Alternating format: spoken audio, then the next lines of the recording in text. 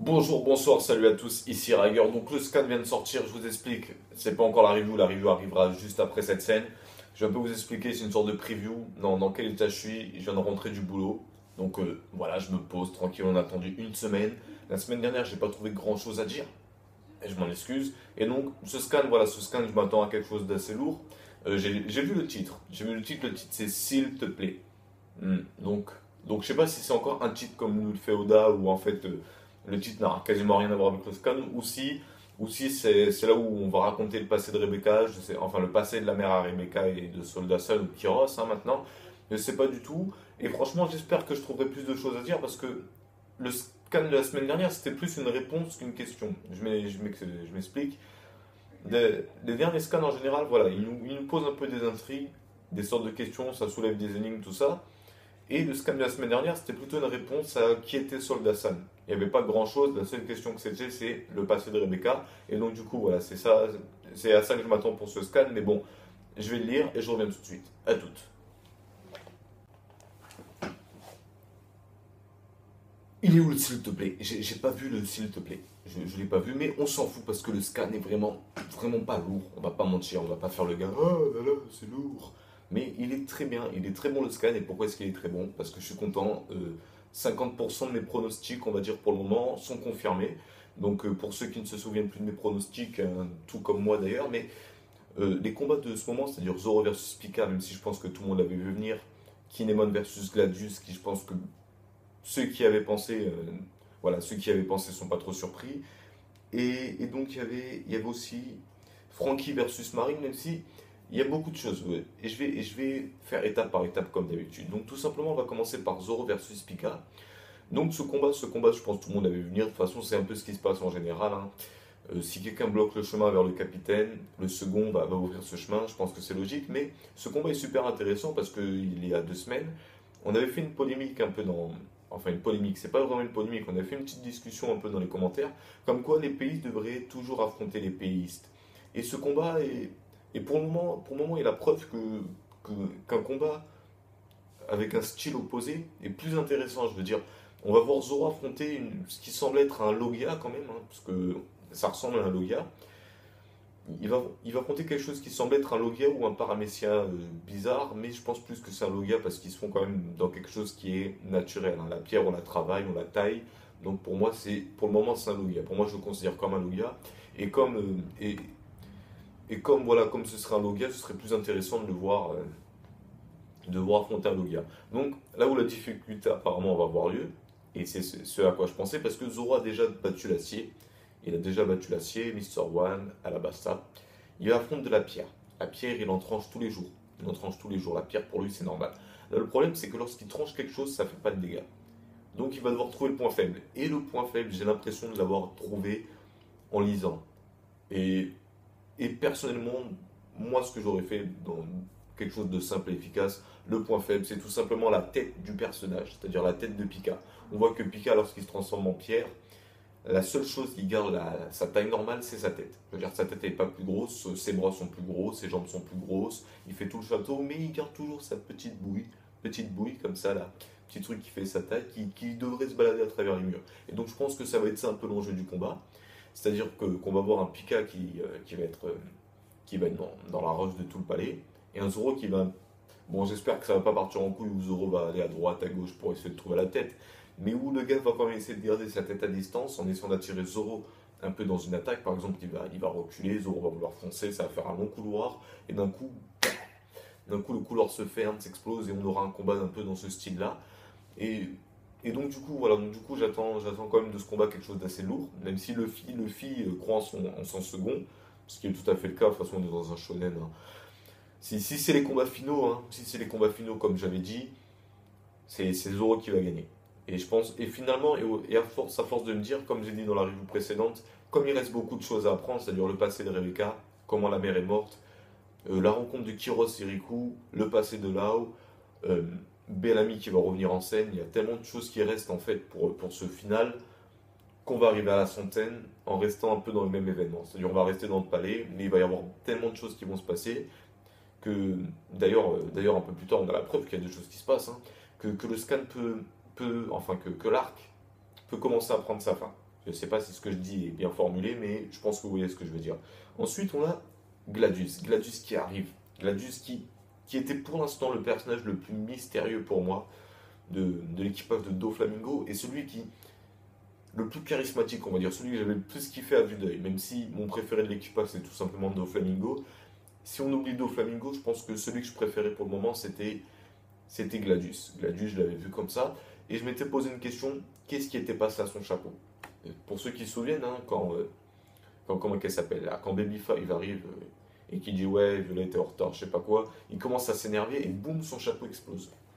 Donc là, je pense qu'il y a beaucoup d'hypothèses qui ont commencé. Et donc, du coup, dans ce scam, on apprend le nom de son fruit. Et ça franchement, c'est quelque chose que j'attendais. En fait, je voulais connaître le nom de son fruit. Et en le voyant, franchement, là-dessus, je trouve stylé de pouvoir faire éclater les choses. Euh, D'après ce que j'ai vu, après, comme j'ai regardé sur l'iPhone, peut-être que j'ai mal vu, il a le fruit de l'éclat. Il peut faire éclater les choses. Mais pas éclater les choses comme boum, ça explose. Si j'ai bien vu, éclater les choses comme quand on fait gonfler un ballon de baudruche. Vous voyez, on souffle dedans. Et à force de souffler dedans, boum, il explose. Donc j'ai plus l'impression que c'est dans ce délire-là. Parce que quand j'ai vu le fruit de l'éclat, au début, j'ai pensé, ah, mais si c'est un peu comme le fruit de Mr. Five, hein, c'est-à-dire, ouais, Mr. Five, le fruit boum boum, hein, celui qui permettait de faire, d'être un nom bombe, en quoi, en gros. Et donc là, j'ai un peu mieux regardé et j'ai un peu compris en fait ce qui était passé à son chapeau. Son chapeau, en fait, il l'a fait éclater. Et donc, il base son pouvoir sur ça. Quand moi, je l'ai vu arriver avec son casque tout chelou, je me suis dit, pourquoi est-ce qu'il porte un autre casque? Et bien, c'était tout simplement, c'est pour le faire éclater. Et tout, il a beaucoup de choses sur lui, tous les engrenages, tous les trucs métalliques qu'il avait sur lui. On voit qu'en fait, c'est pour développer son pouvoir à fond. On voit que c'est pour développer son pouvoir à fond et pour avoir en fait plein de trucs à faire éclater. Et il dit qu'il peut se faire éclater lui-même. Et là, je suis curieux de voir ça. Je suis vraiment curieux de voir ça parce que s'il se fait éclater lui-même, est-ce que ça va faire un peu à la Baby Five? Genre j'explose, mais après je me refais? Ou est-ce que c'est une sorte d'attaque sacrifice, un peu à Dragon Ball Z quand Chaozu arrive et qui fait Tenchi Han ne meurt pas? Et qu'en fait tout ce qu'il a fait ça a servi à rien. Donc du coup j'ai hâte de voir un peu Gladius se battre. Et au début j'ai eu peur, je vais pas vous mentir. Au début j'ai vraiment eu peur. J'ai vu qu'il commençait à affronter le soldat San, mais, mais j'ai vite su qu'il allait se passer quelque chose. Pendant un moment je pensais que Kinemon allait intervenir, que Kinemon qui était parti un peu à droite à gauche allait arriver en mode hop là, je viens, je te sauve au dernier moment. Je pensais que ça allait être ça. Et en fait, non, c'est Luffy qui arrive avec un jet stamp dans son ventre. Et là, je me dis, non, Oda, ne fais pas ça, s'il te plaît, ne fais pas ça. Ne fais pas que ce soit Luffy qui l'éclate. Comme Luffy a éclaté Bluno. Alors, encore que Bluno, ça va, hein, Bluno, ça le faisait. Il n'y avait personne d'autre que lui pour l'affronter. Hein. De toute façon, il n'y avait pas beaucoup de casting. Mais si Luffy avait affronté Gladius avant d'affronter Doflamingo, je pense que j'aurais pas kiffé. Je pense que j'aurais été dégoûté. J'aurais fait non. Pas parce que mes pronostics auraient été faux, mais parce que quitte à ce que ce soit pas Kinemon, ce soit quelqu'un d'autre. Limite que ce soit le soldat Sam qui, en jouet, découvre un potentiel, je sais pas trop quoi, mais pas Luffy. S'il te plaît, garde-moi Luffy vraiment pour le combat final, comme tu nous le fais à chaque fois et comme on l'aime à chaque fois. Toujours les big boss, le patron des chapeaux de paille contre le patron ennemi qui s'affronte. S'il te plaît, laisse Gladius affronter quelqu'un d'autre, je vous jure. Pendant que j'étais en train de lire le scan, j'étais comme ça, non, non, non, s'il te plaît. Et j'ai pas été déçu, parce que en gros, Luffy s'échappe, et juste après, on a Kinemon qui se ramène déguisé en Doflamingo. Et donc, sur le coup, je viens de me rappeler maintenant, sur le coup, je me suis dit comment il a fait pour se déguiser en Doflamingo, mais je me suis rappelé qu'il a le fruit des vêtements, hein. Pour l'instant, je l'appelle comme ça parce qu'on ne sait pas trop ce que c'est. S'il se faut, il peut contrôler les vêtements, hein. Allez savoir. S'il se faut, il peut contrôler. S'il se faut, voilà, il se transforme quelque chose en vêtements et après, il peut modifier le truc, il peut créer des armures, je ne sais pas. On ne sait pas encore ce qu'il fait. Même lui, comme c'est un samouraï, il fonctionne que sur son arme. Ouais, je sors le katana imaginaire que j'ai toujours sur moi. Mais on sait pas en gros qu'est-ce qu'il peut faire. Et lui-même, il sait pas, il connaît même pas le nom de son fruit. Et donc du coup, moi, franchement, je pense qu'il y en a beaucoup qui ont dû trouver cette scène drôle. Et moi, franchement, non. Franchement, je ne l'ai pas trouvé drôle. Je vois Kinemon qui part en mode YOLO dans le château, puis qui revient déguisé en Doflamingo. Je veux dire, non, en fait, il nous l'a tellement fait trop de fois pendant l'arc Foxy, cette blague du style Luffy qui croit que Foxy c'est quelqu'un d'autre parce qu'il est déguisé. On l'a tellement fait dans les Pokémon, la Team Rocket qui se déguise en pêcheur, juste une moustache, tu vois, et que oh, mais tu es Jackson, tu n'es pas James. Non, je pouvais pas, moi ça m'a gavé. Franchement, je vais pas vous mentir, ça m'a gavé. Après, je comprends l'humour, hein. Voilà, l'humour, on me l'a fait quand j'étais plus jeune, c'est pour ça que je rigole plus. Voilà. Quand j'étais gamin, je trouvais ça drôle. Et je suis pas en train de dire, ouais, c'est un humour de gamin. Je veux dire, si on me l'avait jamais fait quand j'étais gamin et qu'on me l'aurait fait maintenant, je pense que j'aurais rigolé. Mais moi, par contre, ce qui me fait un peu rire, c'est ce qui va se passer en fait. C'est ce qui va se passer plus tard, ça va être les doutes de Gladius. Gladius qui va regarder comment il s'appelle, Doflanemon. Doflanemon qui va le regarder en mode, attends, mais il savait pas quand Joro n'était plus là. Qu'est-ce qui se passe? Oh, le jeune maître a changé, mais que se passe-t-il dans la tête d'une jeune maître? Je le vois trop comme ça. En fait, je pense que qu'est-ce qui va se passer plus tard, ça va me faire plus rire que ce qui se passe maintenant. Ensuite, ah ouais, bah non, hein. On voit Doflamingo qui est face à là en train de lui essayer de lui poser des questions. C'est un peu, je trouve un peu le classique, tu vois, dans les mafias, quand tu as un otage de la famille adverse, tu vas l'interroger. Tu vas l'interroger. Et donc du coup, moi j'ai trouvé ça même assez classe parce que même si je sais que là où va pas cracher le morceau, ça fait une petite dédicace au délire mafieux comme quoi, ouais, dis-moi ce que prépare ta famille. Pourquoi tu ne veux pas me le dire? Je n'ai pas un accent italien. Et alors? Et donc, du coup, moi j'ai bien aimé ça, ça m'a même limite fait plus sourire que Doflamingo. Et, et je m'attends pas à grand chose.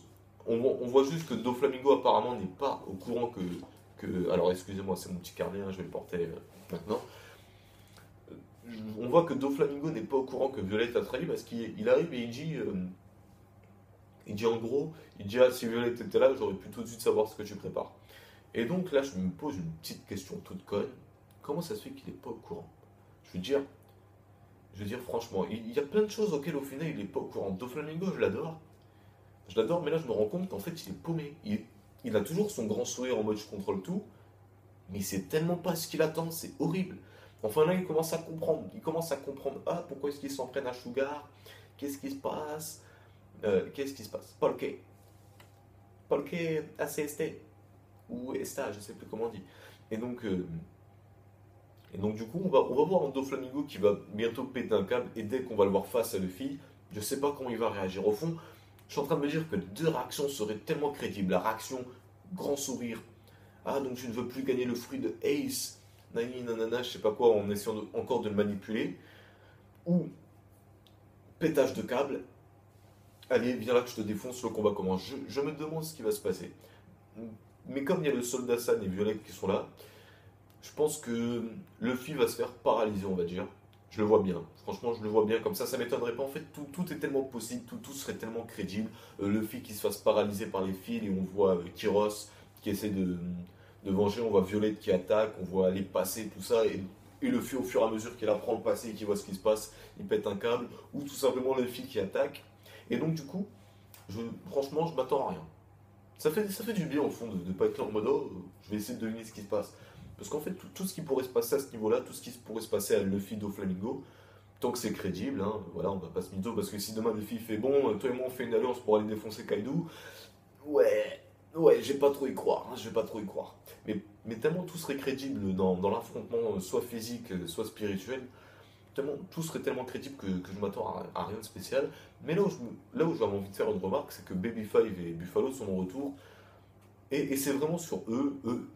Est-ce qu'ils vont pas juste faire les bouches-trous ou les figurants, vous utilisez le terme que vous préférez, à essayer d'apporter un côté humoristique? Je veux dire, est-ce que Baby Five va pas affronter Violette et est-ce que Buffalo va pas affronter Kyros? Je sais pas. Et franchement, je m'en fous et je veux même plus qu'ils soient là. Ils se sont fait battre par Nami et Usopp, pour moi, ils devraient même plus être de la partie.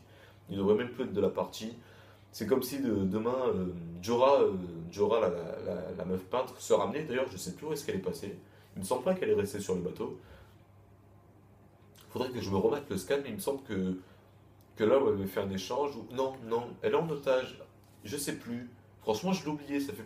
Mais en fait, j'en ai rien à foutre. Bon, Jorah a été échangée, mais je sais plus où est-ce qu'elle est passée. Franchement, comme je le dis, j'en ai rien à foutre, hein, qu'elle soit là, qu'elle soit pas là.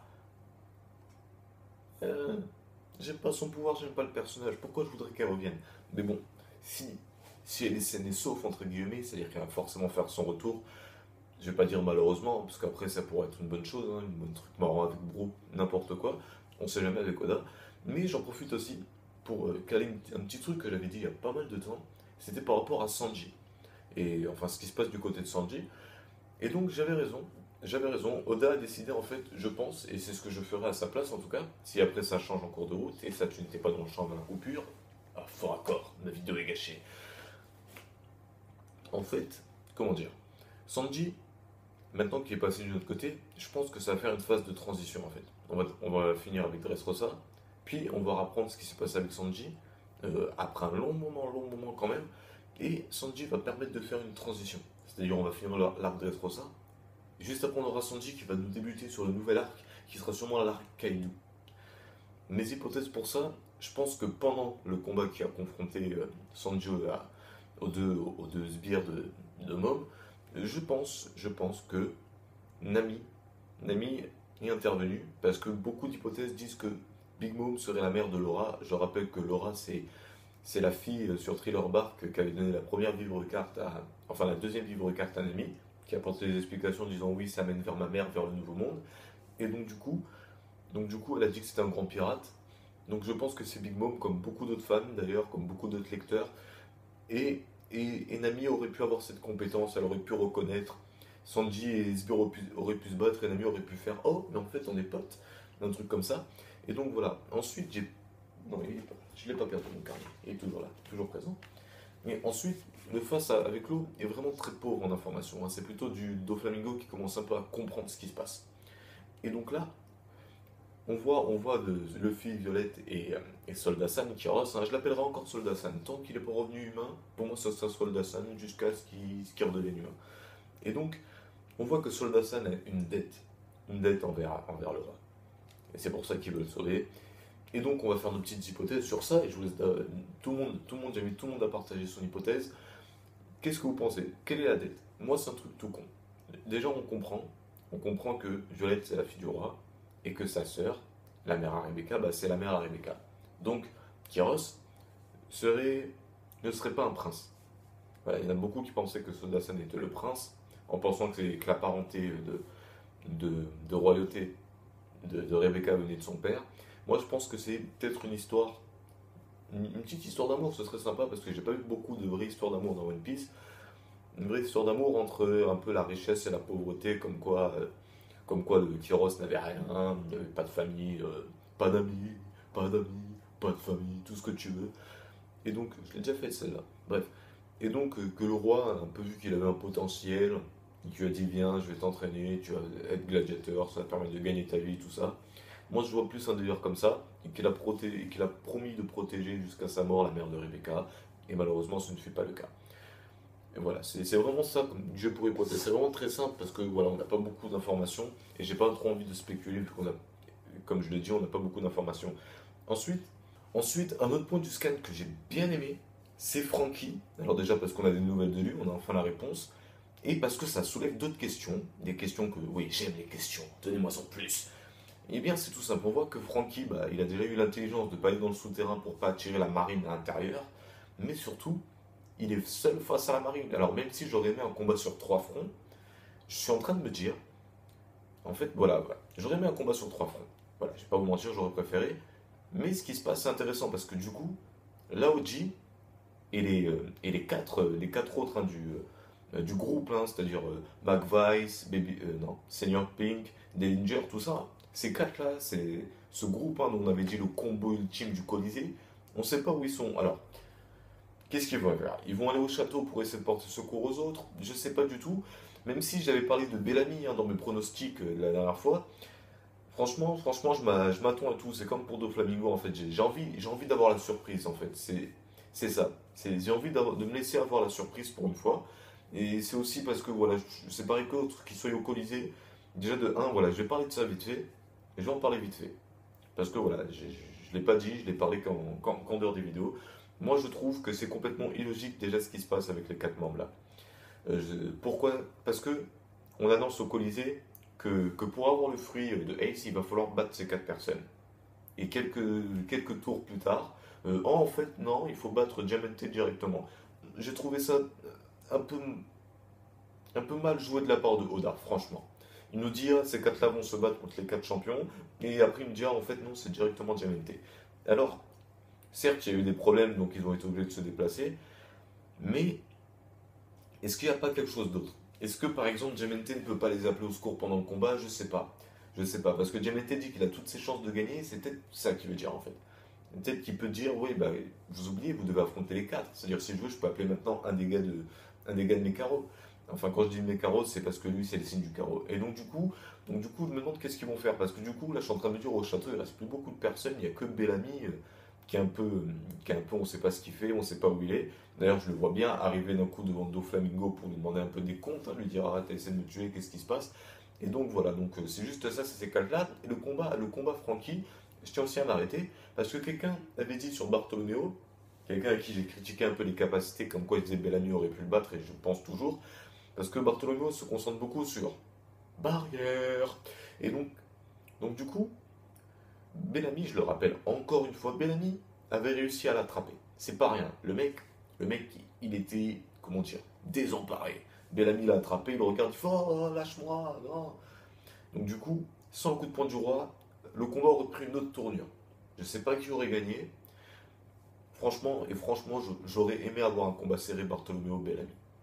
Ensuite, j'ai mis dans un autre commentaire parce que voilà, c'est la mode en ce moment. On veut tous savoir qui sera le 10e membre de l'équipage.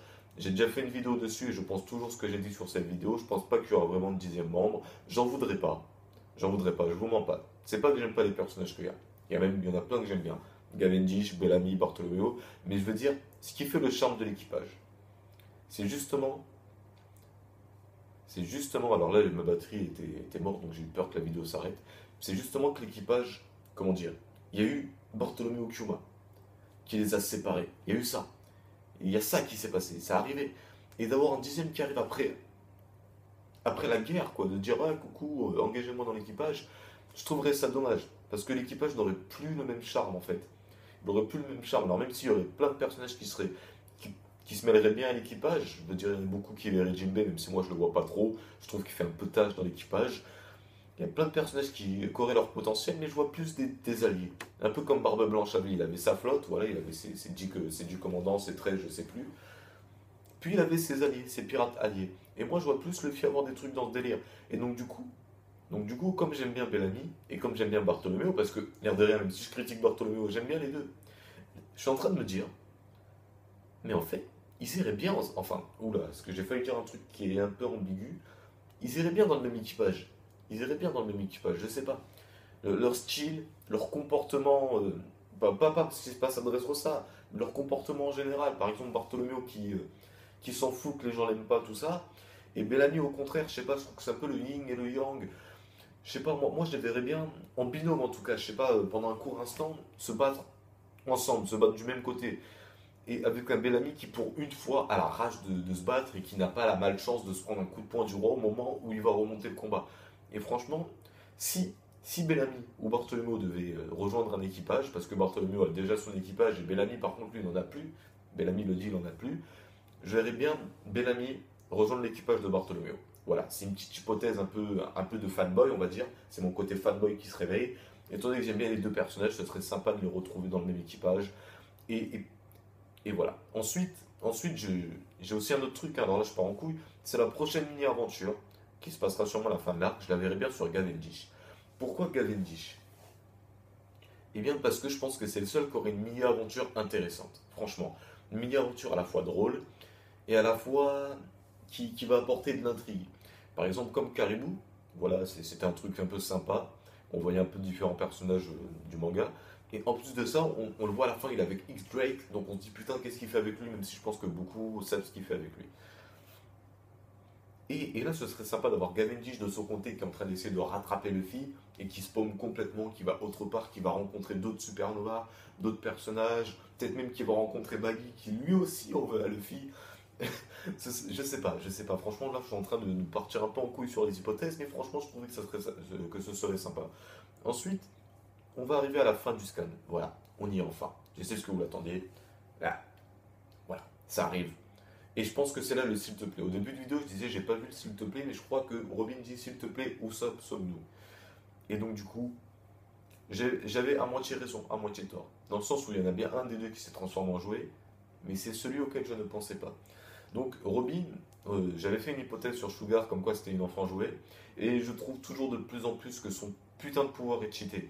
Je veux dire, voir Robin se faire transformer aussi facilement, genre, vous savez quand on était dans la cour de récré, qu'on jouait à Trap-Trap, il y en a qui disaient, ouais, je te touche, t'es attrapé. Et moi, ces mecs-là, j'aurais toujours dit, mais c'est pas drôle, franchement. Tu me touches, genre limite, tu me frôles le cil et hop là, je suis attrapé. Non, attrape-moi bien, arrête-moi. Et du coup, ce pouvoir-là, je le déteste de plus en plus parce que il est putain de cheaté, franchement. C'est abusé, c'est abusé. Je l'ai déjà dit plein de fois, mais bientôt, limite, on aura le fruit de la mort. Le mec, hop, je te touche, t'es décédé, tu peux pas revenir à la vie, hop là, je suis le plus fort de One Piece. Et je trouve que je sais pas, là, je suis un peu déçu. Voilà, je vais pas vous mentir, je suis un peu déçu de ce pouvoir. Moi je l'aime bien le côté joué, j'aime bien le côté joué, mais j'aime pas la transformation en jouet. C'est ça que j'aime pas. C'est beaucoup trop simple, je veux dire. C'est beaucoup trop simple. Et donc du coup en fait Sugar c'est même un adversaire que j'ai même pas envie de se voir se battre. J'ai aucune envie d'avoir un développement de pouvoir incroyable. Mon hypothèse de la marionnette de la mort qui tue, allez, tu peux l'oublier, jette-la à la poubelle. Débarrasse-nous vite de ce personnage de la meilleure façon qui soit, sans trop abuser, sans trop faire un truc mauvais, en faisant un truc un peu sensé. Mais arrête, arrête avec ce personnage parce qu'il est saoulant, il est saoulant. Ça frustre de voir autant de facilité dans l'accomplissement d'un pouvoir. Je vais vous parler d'un manga Hunter x Hunter. Les pouvoirs les plus puissants dans Hunter x Hunter, ce sont ceux qui ont les contraintes les plus compliquées. Et ça, j'adore. C'est-à-dire, par exemple, tu vas avoir un pouvoir de la mort qui tue. Il faut que tu aies une contrainte de la mort qui tue. Par exemple, si j'ai envie d'avoir le pouvoir je sais pas moi, de balancer des rayons laser qui tranchent en deux tout ce que je touche. Il va falloir que j'ai une condition, que je remplisse des conditions. Par exemple, il faudrait que je prenne l'ADN de la personne. Un peu, là je suis en train de me faire un truc à la Idan, mais ce genre de complexité dans les pouvoirs, j'adore. Pourquoi? Bah parce que ça apporte un côté stratégique au combat, c'est-à-dire non seulement il faut savoir c'est quoi les contraintes de la personne pour éviter de se faire avoir dans son attaque, mais en plus de ça, bah, du coup, ça apporte un côté plus intéressant au combat du point de vue de l'adversaire et du point de vue du challenger, on va dire. Dans le sens où le mec il va devoir faire en sorte de ne pas griller ses contraintes, voilà, ça apporte un bon côté. Et là, de voir Sugar toucher les gens et que la seule contrainte ce soit le contrat, qu'elle peut aussi cheater à mort. Par exemple, je te touche, tu seras mon esclave à vie, quoi qu'il arrive. Même si je m'évanouis, tu restes un jouet. Et hop là, le contrat tranquille, easy, easy. Surtout que le mec il peut pas dire non. Tu dis je te propose un contrat, je veux dire on est libre de dire non. Si on me dit hey, je te propose de faire un truc, je peux dire non, j'ai pas envie. Voilà. Et là, non, là, je te propose, tu m'écoutes, vous m'écouterez jusqu'à la fin de vos jours. Voilà, c'est réglé, vous m'évanouez. Et donc du coup, franchement, j'aime pas du tout, j'aime pas du tout. Mais, en parlant de contrat, ce que j'ai pu remarquer, c'est que Robin n'a pas été victime d'un contrat. Tout simplement parce que Sugar ne sait pas ce qui s'est passé. Je pense que Sugar a touché le truc pour se défendre, mais elle ne sait pas qui a l'a transformé. Et donc du coup, elle n'a pas pu établir un contrat avec cette personne. Et donc Robin, même si elle va être oubliée des personnes, elle sera toujours présente. Elle sera toujours présente et on aura enfin le côté que je recherchais dans la transformation de jouet, c'est-à-dire, je suis un membre de votre équipage, mais vous m'avez oublié. Et donc le combat pour se souvenir, mon chat est dehors, qu'est-ce que tu fous dehors? Bref, hein, tu vas rester un peu. Le combat pour se souvenir un peu du membre de son équipage, je l'avais vu venir avec Usopp parce que je trouvais que ça aurait été plus intéressant. Parce qu'en fait, Usopp, Pinocchio, voilà. Ouais, j'adore les clichés quand ils sont drôles. Et donc du coup, voilà. Donc du coup, ça va sûrement prendre une autre tournure. Et donc du coup, Robin pourra toujours se battre en fait vraiment aux côtés de d'Usopp. Sauf que Usopp aura l'aide d'un jouet qu'il ne connaît pas. Et j'ai hâte de voir ça. Ensuite, voilà, le côté qui m'a déçu, c'est ça. Je vous l'ai dit, mais le truc qui m'a rendu super content, c'est que Usopp va être le centre d'attention. Les nains se sont fait défoncer. Il y en a qui ont été transformés en jouets. Robin a disparu de l'existence. Usopp, tu es le seul espoir pour le nain, pour le peuple. C'est toi le héros. C'est toi le héros, Usopp. Et donc du coup, on compte tous sur toi. Et on sait que tu vas faire du lourd. On sait que tu t'attends. Que tu attends ça depuis les 2 ans. Tu attends ça là, tu es en mode ta fiole dans ton coin. Genre, oh mon dieu. Mais comme j'ai dit dans une de mes reviews, c'est vrai que tu es dans un shonen. Il va bien falloir que tu te battes un jour ou l'autre. Et c'est maintenant. Et donc du coup, celui-là, je pourrais l'attendre autant que je veux le combat. Usopp, Trebol, Sugar et Poupée Robin, j'ai hâte de le voir. Donc sur ce, j'ai à peu près fait le tour, j'ai un peu dit tout ce que je pensais sur ce scan, et franchement, contrairement à la review précédente, je suis content. Alors je vais juste finir avec une anecdote. Alors déjà, Sparktan, un truc comme ça, j'ai vu que tu t'es lancé dans la review, donc je te souhaite bon courage dans ça, donc je pense que je mettrai ta review dans la description de cette vidéo, parce que j'ai vu qu'un abonné en fait s'était lancé dans la review, et j'ai une petite anecdote marrante, enfin marrante, moi c'est moi qui la trouve marrante. En fait, j'étais en train de regarder mes commentaires, voilà, comme je fais d'habitude. Donc il y avait je sais plus trop qui m'avait parlé du complot de Shanks, comme quoi il n'était pas d'accord avec mon hypothèse. Sauf que je vais mettre les choses au clair, le complot de Shanks n'est pas mon hypothèse. Voilà, je vais mettre au clair parce qu'en fait il y en a beaucoup qui n'ont pas compris, mais c'est aussi moi qui ai mal expliqué. C'est pas mon, enfin j'ai bien expliqué que c'était une analyse, hein. Mais j'ai pas expliqué que ce que je disais à la fin, c'était aucunement une de mes hypothèses. Ce que j'ai dit dessus, c'était pour essayer d'aller dans le sens de l'hypothèse. Dans la possibilité que Shanks prépare quelque chose, si Shanks a un complot, c'est pas un méchant complot, c'est un gentil complot. Mais je pense pas qu'il a un complot. Et la petite anecdote drôle, alors attendez, c'est tout con. Je vois un nouveau commentaire, je me dis tiens, et je vois qu'il y a un anglais qui m'a marqué. Oh, je sais pas parler français. Et donc, pour cette fin de vidéo, if they are English on this video, I'm sorry, I am a fucking French and I make my review in this funky language. So if you want to see a English review, it's not the good. Et je sais pas dire endroit, donc vous allez vous faire foutre. Apprenez notre langue, putain. Nous on fait de l'effort, hein. Nous on apprend l'anglais à l'école. Est-ce que vous apprenez le français à l'école? Je sais pas, et je m'en fous en fait. Donc sur ce, c'était Riger, je vous souhaite une bonne journée, bonne soirée, bon après-midi, bon verre de bon gel douche. Je vous dis à la prochaine pour une prochaine vidéo qui sera sûrement la comparaison anime-manga des derniers épisodes. Et je vous souhaite une bonne soirée.